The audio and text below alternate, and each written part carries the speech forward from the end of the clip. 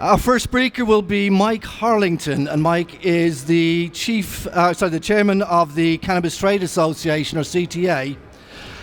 As an independent with no active role in the CBD marketplace, the independence has ensured that the CTA has grown based on honest, open and clear dialogue with no ties to any particular producer with the authorities. Since inception in 2016, the CTA is now the largest association of its type in the world, with over 750 members and 2,500 sellers, ranging from law firms to lab equipment manufacturers, merchant service providers and insurance providers. The CTA is the only association listed in official UK government documents and is widely regarded by the FSA, Trading Standards and MHRA.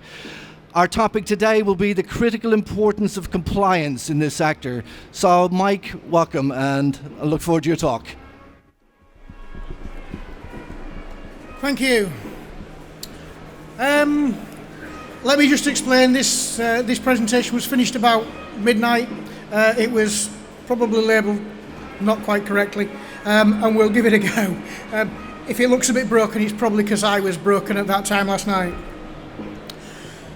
So, who are the CTA? Why am I here talking this? And I've got the wrong glasses on, so I can't see what I wrote. The CTA was formed in 2016 by the industry leaders at the time. Essentially, there was only one company that wasn't one of the founder members operating in the sector of 2015-2016. We were actually set up to deal with the MHRA and the FSA with a view to representing the industry and the membership.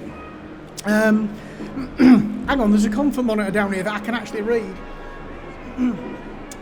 We were the first trade association to represent the cannabinoid industry in Europe. So, for example, the European Industrial Hemp Association, represent the interests of hemp farmers. We've always represented the interests of the cannabinoid industry. Back then, we had contact with 3 government agencies and 3 government departments. We're now well over 100 government departments in 28 countries. Some of the very first GMP producers of medicinal cannabis are actually members and have been almost from very, very, very early days. And most of the top, what we recognise as the top cannabinoid companies, are members with us now. So we've experienced fairly massive growth over the past 3 years. We're dinosaurs of the industry. 3 years is a long time in the cannabis industry, apparently. So by the end of the first year, the CTA was the largest association of its type in Europe. We had about 150 members then. By the end of the second year, with just over 700 members, we were the largest in the world. Now we're just short of 1,000 members. I think as of this morning, I think we're about 989 or something like that, which gives us a fairly considerable clout around Europe of what we do, and certainly going into the States and various other countries now. Today we have nearly, as I say, 1,000 members in 33 countries. So I think we can probably tell you a little bit about compliance, why it's so important and what it actually means to the cannabinoid industry, because it is important. The industry is going through massive changes at this moment in time, and as part of that, it's important that the industry actually has to understand the rules. So why is compliance so damned important? It builds trust.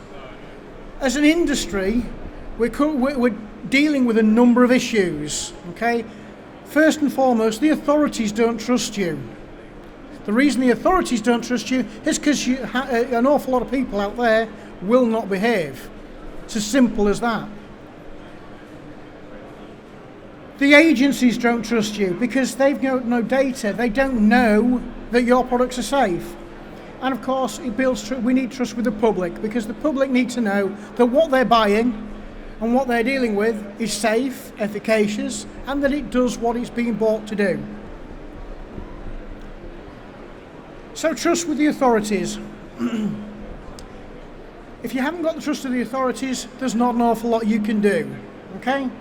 They need to understand what this industry is about, and the more that the industry pushes on those boundaries of what it's allowed to do, the more difficult it is for them to get to grips with, and the more difficult it is for them to understand. It is a simple fact. If the authorities trust those selling those products, they are less likely to get involved with them. They are more likely to support what you do and more likely to give you a hand to do that. And the authorities are not against the CBD industry. They just do not understand it. And it's probably not a good idea to stop calling it the CBD industry. It's the cannabinoid industry. Whether it be medical, whether it be health and general well-being. Of course, at the moment, 99 products in 100 are health and well-being, and that's what they have to stay. We sell as a food supplement. A slightly different thing is the trust with the agencies, because if the authorities don't trust you, the agencies will if you interact with them properly. If you talk to the agencies through organisations like the CTA, they are more inclined to help you. I can walk into the MHRA, I can walk into the FSA, I can walk into the Home Office and say, we represent all these people. They're happy at that, they're dealing with one person. They're not always happy with me because, as most people know me, I'm a bit blunt and a bit obnoxious sometimes. All right, then maybe not. And put trust with the public. Because if the public don't trust what you do and the public don't understand what you do, the market will stagnate. It will just stop continuing to grow. Because they need to understand what is in your products, they need to understand what's legal. And I've taken a walk around this show this morning, I took several walks around yesterday. There are illegal products continuing to be sold here. It's as simple as that. Why are there still, almost 4 years after an industry was effectively formed, still not products on the market, still not totally legal products on the market? But the biggest problem, of course, is an awful lot of sellers set up and go, well, why should I comply? They're doing it, they get away with it. You know, as it says there, and I do apologise for my analogy here, but if your neighbour got up on a Sunday morning and rolled across his lawn naked, would you do it too? The answer is no, of course you wouldn't. But that is unfortunately what the CBD industry does. It goes, oh, well, they're making medical claims, or they're saying it can fight inflammation or whatever. And they do that not because they understand it, but because they think it's going to gain a competitive edge. All it's going to do is negatively affect the industry. So why should we be compliant? Because we might not always like the law, we might not always understand what it's about, the authorities, the agent, okay? If they want to take away this industry, they can. Quickly and easily, they can very easily just go, end of, finished. I talked in the last 4 months to 23 individual food standards agencies around Europe, and every single solitary one of them, everyone without exception, came up with one issue, and they said we will just ban it. And that issue was medical claims. You cannot make medical claims about CBD. It's just not allowed. If you want to sell a lemon, do you sell that with a medical claim? CBD is exactly the same. But you go, well, they keep changing their minds. We don't get a clear line of answers from the government or from the agencies. Well, yeah, it's a new, relatively new industry. And, of course, novel foods have changed their position in the UK and indeed across Europe. The FSA rang me in 2017, a nice sunny May day. I can almost tell you where I was and what time it was. And they rang me on my mobile, and I don't give my mobile number to anyone, so they got that from somewhere.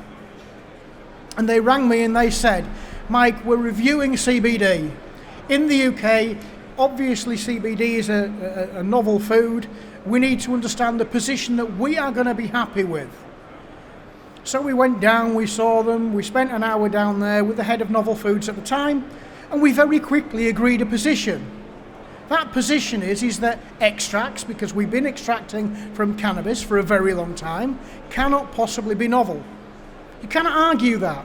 It's impossible. And anyone who tells you that CBD is novel, unless it's an isolate or a high purity distillate, he's telling rubbish. That goes to the agencies, the authorities, the government, anyone else out there. Okay? We stand 100% behind what our industry needs to do. Our industry is important. But they agreed with us that isolates in foods, because we didn't have the technology in 1997 to effectively make isolates, were novel. End of, finished. Happy with that. We translated that to our members. We made sure everyone knew. We've always gone out to every single solitary member, and there are quite a few around here, and we've always said isolates are novel in foods. End of, finished. They agreed that they would prosecute as a food crime. I'm happy with that. I've got no issues with that. And I'll tell you why I'm happy with that. Because I've tested, or we as the CTA have tested isolates. And some, instead of being 99.9% pure, have been 89% sucrose. That's a shocking thing to say. And something like 50% of the isolates we've tested over the past 3 years, and we've tested a few thousand of them now, are not what they claim to be. No matter what lab reports say, they are not what they claim to be. So unfortunately, we come to a position 2 years later, and Europe and the UK are now saying all cannabinoids extracts are unlawful. Well, why have they come to that? Got nothing to do with proving this or proving that or prior historical use or whatever. Okay? It's to do with the industry not doing as they are required to do. That's why they're taking this action. As I said, sellers keep pushing the envelope. How can an industry possibly be trusted if you can't do as you are required to do?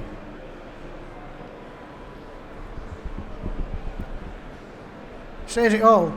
The answer is compliance. You cannot argue with it. If you do not comply, you won't have an industry. In 6 months' time, we won't be here talking about this because you won't have an industry. There is a way around that, of course. And no, it's not putting in a novel foods application. So they say, well, the authorities won't do anything. We're getting away with it. So, few facts. We know the facts are pretty much correct because obviously we speak with the MHRA and various other people, various other agencies on a regular basis.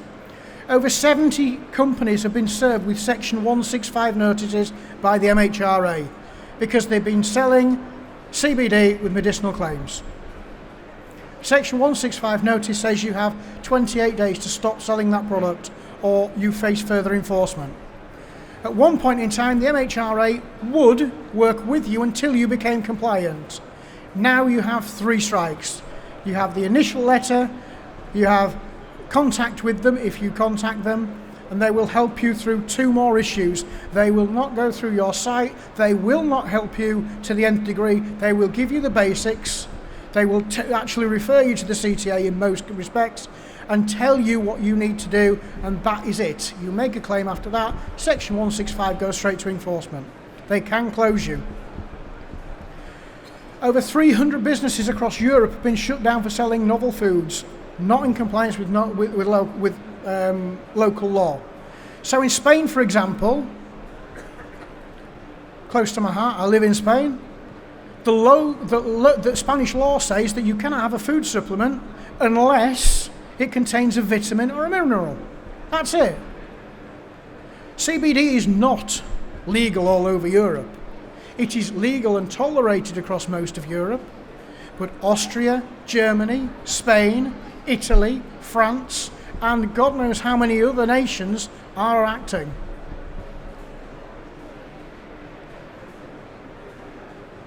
And the key thing to this is about 1.5 million people rely on your products. Simple as that. They could be left without access to those products if the industry does not comply.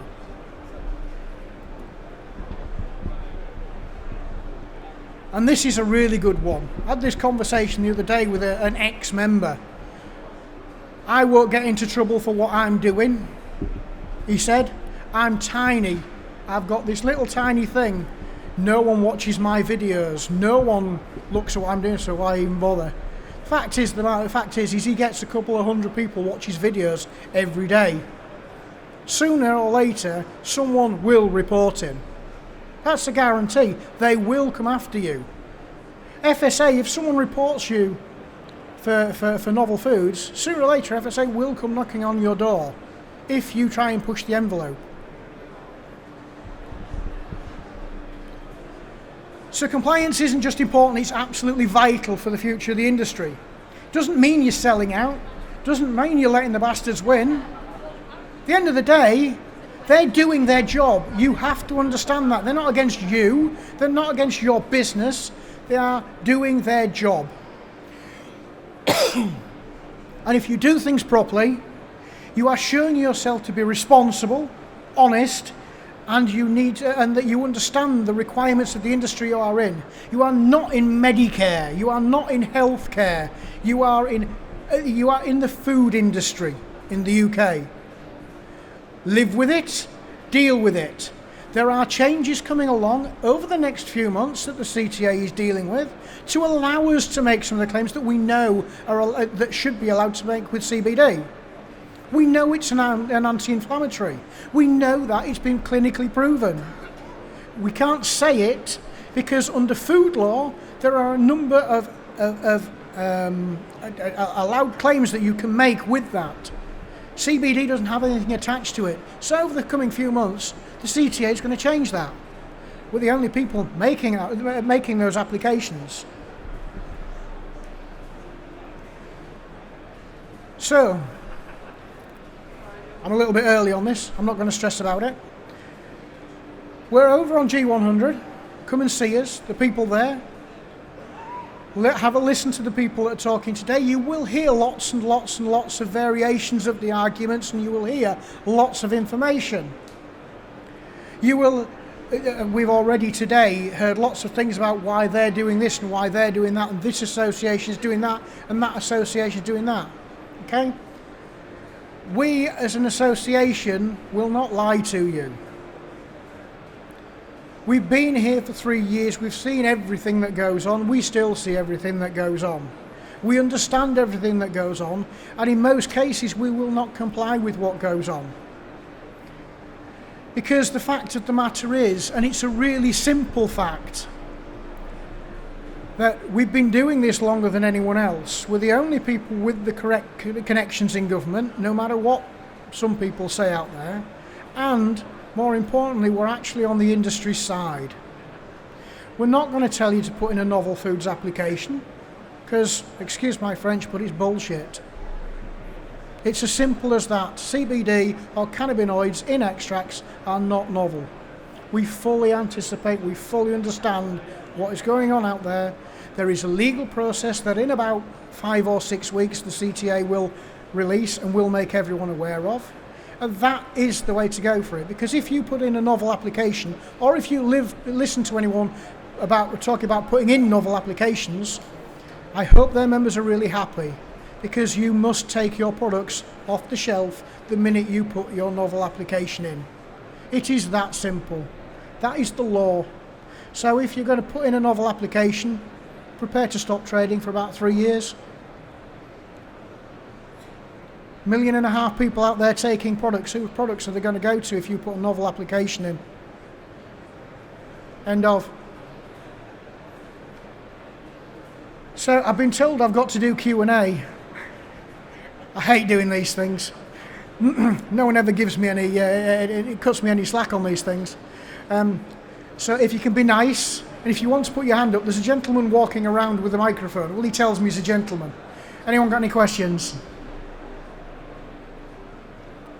Anybody? Isn't that quiet? Bloody hell, it is quiet, isn't it? Well, I think, Mike, what you talked about, I think, is quite pertinent, especially over the last week, as we've seen in the vaping industry. Our US colleagues, for instance, are in a bit of a panic over there because, as Mike said, you do the wrong thing, you step out of line, they will shut you down, they will shut you down quickly. But there's got to be some questions out there. Come on. Can I just sort of answer that on the US thing? Because of the unique way that the US industry works, there are an awful lot of products over there which effectively have no control and no regulation. The FDA and the DEA have started jumping on those people. So over the coming 6 months, a year, an awful lot of the health claims that are out there that come in from the US products are going to start disappearing. And you will notice that over the next few months, because they are slowly but surely starting to really clamp down. I think something like 30 or 40 businesses so far have been issued with stop notices. And the stop notice in the States means we're going in, we're taking out, and you're shutting down. Yeah, I didn't catch the earlier part of your talk, but what I did catch was you mentioned that some of the test results that you see and you test them yourselves, they're actually wrong. So wouldn't it make sense to go to the lab where the test results were supposedly done? Wouldn't it make sense, because on the certificate it will say this test was done by lab XYZ. Shouldn't somebody be going after those labs rather than the person? Sometimes we'll approach the lab where we've seen lab reports from.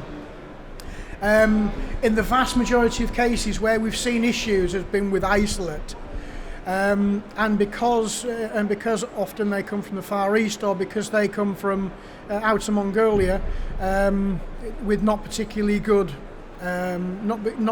quality control, we're not able to go to those labs. There is an issue with labs in Europe in that they operate over about 73 million different standards, which is generally speaking why there are an awful lot of very variable results. You used to go to 10 labs and you would get 10 different results. Now it's getting better. Now you will get plus or minus maybe 3% in most labs of a reasonable standard. But certainly when it comes to some of the isolate that's coming in, certainly when it's come from China, or certainly when it's come from former Eastern Bloc, it's been not particularly good quality.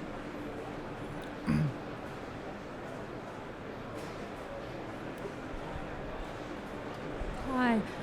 My question is big and rhetorical, and I don't actually expect you to answer it.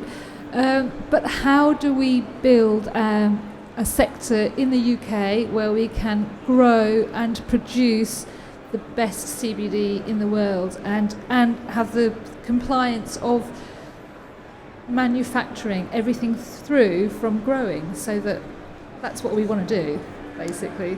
Okay. I mean, that's what we want to do because we have a falling pound and we want to be exporters. We want to produce the best. Okay. Yeah. So there are one or two myths that need to be dispelled here.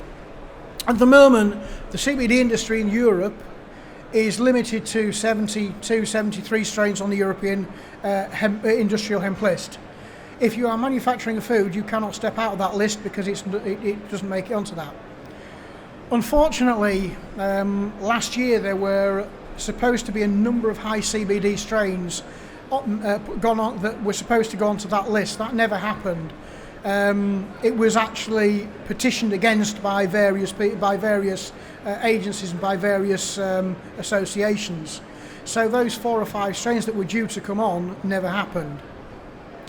The other slight issue with this is, and I hate to say this, but because although it's absolutely true, it's not a nice thing to hear. British hemp for CBD is garbage. Our climate is not good for CBD. It's as simple as that. Once you get across and further into Europe, hemp is a much more stable product. Over here, we have fairly extreme weather. Give or take a bit, but it's not actually all that good for hemp. So a lot of the strains that exist in the UK or exist in Europe don't actually grow all that well for CBD, especially in the UK. So there needs to be investment by the UK industry to actually come up with strains that are good for the UK. I see Colin at the front nodding away. so they can be properly registered. The problem is with Brexit, of course, is where are you going to put your money? Are you going to put them on the European list, or are you going to put them on the UK list? Or are you going to try and put them on both? And you've got at least 3 years development work before that happens, before you can even put your product on there. Is it 3 years, Colin? 3 years. I think they changed it recently from 5 years. So when you're talking about the industry in the UK, first things first is we need to make sure as an industry that we can use all parts of the plant. Okay? Currently we throw away the top part of the plant, we throw away the flowering tops and the leaves. That's where your CBD effectively comes from. It doesn't really come from the rest of the plant. It's not a particularly commercially viable plant either to grow CBD for in a lot of respects, because you end up with so much biomass and unless you've got proper processing plants, it's a very difficult thing to get rid of, and it's actually quite, because of how the plant's structured, you have to deal with it in very specialist ways. I was at a farm recently in Holland, because in Holland you can't grow for CBD, but you can grow for fibre. And they're saying that they're developing machinery that as you put the strip stalks in, that it has to cut them to a certain length so that it can actually go through the processing plants properly. And unfortunately none of that infrastructure exists in the UK at the moment, or very little of it. There are some farmers in the East Riding in Yorkshire that have spent some time and spent some money actually investing in that, and they have that capability. But they've been trying for 5 years to get a license so that they can either export the flowering tops or so they can process them, and it's not happening. So there needs to be a shift in UK government. If you speak to our lawyers at Mackerel Turner, they will say, oh well, this is a perfect time for the UK to actually jump into that space and start generating an income from that. I'm not going to disagree, but I think again it comes back to that trust thing. We have quite a well publicised case recently where someone with a licence has been growing, knowing full well that they shouldn't be processing flowers and making CBD, and they have been doing. Can't argue with it. The law is the law. The only way you change the law is by being sensible and complying until you change that law, and it might take time. So that's what we've got to do. Is a sustainable hemp industry something that the UK can have? Yes, without any shadow of a doubt. But it's going to take time, and it's going to take a lot of negotiation, and it's going to take a lot of attitudes to change. Because the other thing that we see as well is we have hemp growers that have lost 50 feet out the middle of their fields because kids have gone in there thinking it's cannabis, they're going to get high, and they've stolen 3,000 or 4,000 stalks. All they've come away with is a headache. Next. Oh, and it gone quiet. The man with the microphone's even disappeared. Sorry about that. Oh, he's back! Come on, give him a round of applause, everyone. As an SMB sort of getting established within the industry, you mentioned about the conflicting novel foods from the isolates, but there's the case that's been about a head shop that's actually in the magazine where they got sort of raided by the police and taken to court for selling the flower. Mm-hmm. And in that particular trial, the judge stated that any product that contained any element of THC, which would be a full spectrum oil that you've just mentioned, would actually be classified as an illegal product. Now, contradictory to the UK laws to the EU laws, depending on what legislation you look at, it gets so confusing. So obviously, how do you actually know what guidelines to go by? Because if you look at the UK legislation and laws that Home Office have laid out stating that you can't have the flower, but then you revert back to EU laws that state under the Flower Act of subcategory 71, it states that it is legal. So it's so confusing and conflicting with everything that you obviously have to look at, in particular that case as well. So it's stating you can't use isolate for novel purposes, but the judge in that particular case states that you can't use anything that has even elements of THC in it, where do you fall within that particular category? Okay, so there is a popular misconception, 0.2%, when it comes to the finished product. 0.2% refers to the amount of THC in a complete crop at time of cropping, nothing else. Drug law in the UK does not say 0, it says 0.1, it says 1 milligram. That is technically what you're allowed in your product. However, Freedom of Goods Act says something slightly different. The freedom of movement of goods allows you, that says if it's legal in one European state, it's legal in all European states. So there we have an issue, okay? And the fact of the matter is that often an awful lot of these people will, or an awful lot of the authorities will ignore the rules or tolerate the rules, but they won't actually set new rules. The law throughout most of Europe is 0.05% of detectable THC, which falls within what's called Contaminant Law, which means that if you have a botanical product that as part of that you are allowed contaminants up to 0.05% in any single in any single molecule, essentially. So there is an awful lot of confusion. The Misuse of Drugs Act is really clear. There is no if, but, or maybe. Flower or bud is not allowed. It's really simple and really and absolutely illegal. There is no line to cross there. When it comes to controlled substances, we saw one yesterday here, CBN. If there is more than 1 milligram of CBN or THC in your product, technically it's illegal. However, there is also a reasonable amount that you can say under the movement of goods law, and there is also an amount that you can say under European law. So we as the CTA, for example, we always say that members should have a THC-free product. Well, what is THC-free? THC-free is legally classified as 0.015%. At which point, in most cases, unless you're testing huge batches, THC is actually almost undetectable. Okay, very few labs can go down to less than that, to less than that sort of level.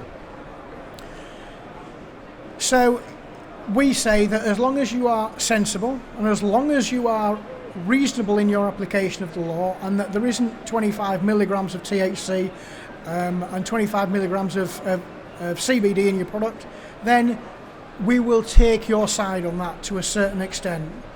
What we do see is where we see fairly elevated levels of THC in a bottle, for example, any more than maybe 6, 7, 8 milligrams in a bottle, in a 10 ml bottle, then we will question your lab, we will question your source, we want to understand where your products are coming from and why you are getting those lab results as well. Because the other thing that we've seen on lab results is under 0.2%, which either they're not testing or they're not actually putting the true figures on. So again, it's about being open and honest and making sure. In terms of legislation, things have to change. We all know that what all the trials and everything say is that providing that your CBD is mixed with your THC is mixed with CBD, that there is very little psychoactive effect or almost no psychoactive effect in most cases. So it's something that we need to sit down and talk with the Home Office about. Something we are starting to do, but again, it's time. Time is the one thing that this industry doesn't necessarily have on its side at this moment in time, but it's fighting for all the time. So let's get the novel foods thing out the way, which is something we're dealing with. Let's start talking and having an open, honest relationship with the various government departments about what you can have in an extract, what you can't have in an extract, what you can have in a product, what you can't have in a product. And only then, and only out of that, and with the benefit of a little bit of time, will we come out with some sensible rules and regulations. That's all I can really say on that.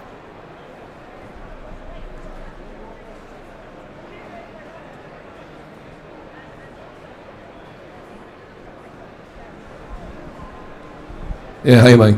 Hi. Just following on from that, any of your members who use isolates, what's your advice to them? And just also, what would you say about initiatives such as that from the Centre of Medical Cannabis, where they're saying it's time to embrace novel foods and work towards an established kite mark right across the UK and Europe? So none of our members use isolate in food products. Simple as that. Not one of them. They are declined instantly, or certainly if they sign to say that they will not sell isolates in foods, then we'll allow it to slip for a very short amount of time. We'll allow people to sell through stock that they have. When it comes to CMC, I'm afraid I'm quite negative and quite vocally negative. Nothing the CMC have done is anything different from what the CTA have been saying for 3 years. But they are going along with this rather crazy line of putting novel applications in. As I said before, if you put a novel application in, take your product off the market for the next 2 or 3 years while you get authorisation, because that's what the law says you have to do. There are no transition measures. Simple as that. You put in a novel foods application, you are obliged by law to take your product away from the market until you have authorisation. Simple as.